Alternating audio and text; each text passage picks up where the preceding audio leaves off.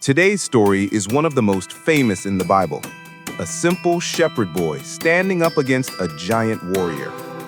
It's a story about courage, faith, and the reminder that strength isn't always about size or power. Sometimes it's about the heart behind your actions. This is the story of David and Goliath. The story begins in ancient Israel during a time when the Israelites and the Philistines were constantly at war. Each side had its army, but this particular standoff was tense. The two armies gathered on opposite hills with a valley between them, waiting for someone to make the first move. The Philistines had a terrifying advantage, a champion named Goliath. Goliath wasn't just tall, he was a giant, almost 3 meters in height, covered in heavy bronze armor that most men couldn't even lift. His spear was as thick as a small tree. Every morning and evening, Goliath stepped into the valley and shouted toward the Israelite soldiers. He didn't ask for a full battle. Instead, he challenged them to a duel. "Send me one man. If he defeats me, we will serve you. But if I defeat him, you will serve us." No one stepped forward, not the strongest soldiers, not even King Saul. Goliath repeated this challenge every day for 40 days, and with each day, the Israelites grew more discouraged and afraid. While this was happening, a young shepherd boy named David was far from the battlefield. He was the youngest of 8 sons, too young to join the army. He spent his days tending his father's sheep, playing music on his harp, and practicing with his sling to keep wild animals away.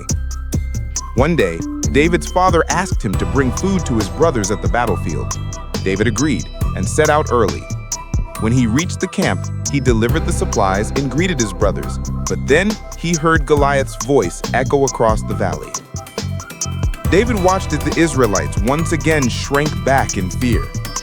David couldn't understand why no one was doing anything.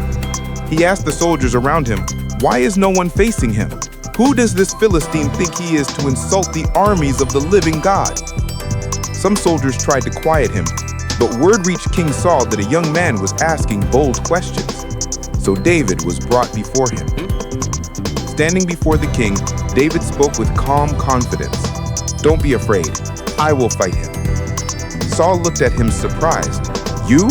You're only a boy. Goliath has been a fighter since he was young." But David explained that he had fought off lions and bears while protecting his father's sheep. "If God protected me then, he will protect me now." Saul wasn't fully convinced, but he saw something in David that he hadn't seen in anyone else: real courage. So he agreed. He offered David his royal armor, but it was far too heavy. David could barely move. He took it off and said, "I can't fight like this. I'll go with what I know." David walked to the river, chose 5 smooth stones, and carried his sling, a simple tool he had mastered over years of watching sheep. Then he stepped into the valley to face Goliath. When Goliath saw him, he burst into laughter. "Is this a joke? You come at me with sticks!" But David didn't flinch. He answered, "You come with a sword and spear. I come in the name of the Lord. Today, everyone here will know that the battle belongs to God."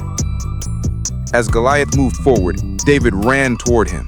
He reached into his bag, pulled out a stone, placed it in a sling, and swung it with speed and precision. The stone flew through the air and struck Goliath square in the forehead. The giant froze, stumbled, and crashed face down onto the ground. Just like that, the battle was over. David had done what no one else dared to do. He didn't need armor or sword. He didn't need size or strength.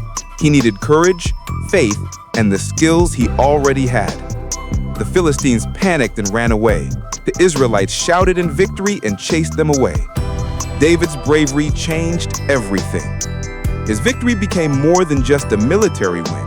It became a symbol of hope, a reminder that even the smallest person can make a difference when they step forward with courage and trust in something greater than themselves. David would later become one of Israel's greatest kings, but many remember him most for this moment, the day he faced a giant with nothing but a sling and his faith. The heart of this story is simple. Your size doesn't define your strength. Your fear doesn't get the final say. And sometimes the biggest victories come from being brave when it matters most. If you enjoyed this story and want more inspiring Bible stories told in a clear and relatable way, feel free to stay tuned, explore more, and share this with someone who might need a little encouragement today.